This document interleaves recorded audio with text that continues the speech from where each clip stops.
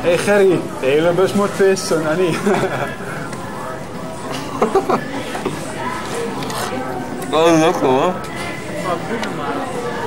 Waarom?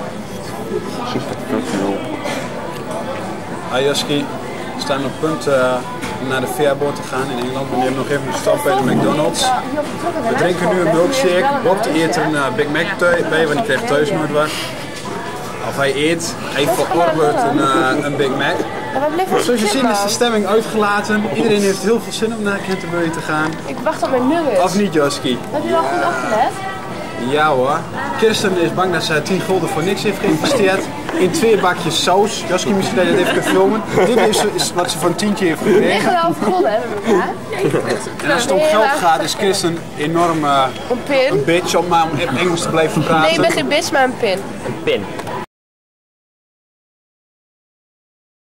Ja.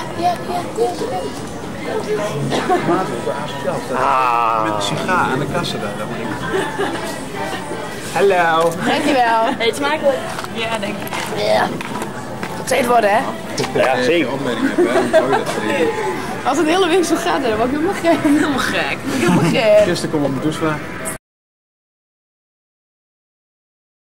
Hallo, Jaski, misschien dat ik even mag voorstellen. Dat is onze nieuwe lid, dat is Geraldine. Ze heeft normaal geen petje op, maar ze is wel onherkenbaar in beeld.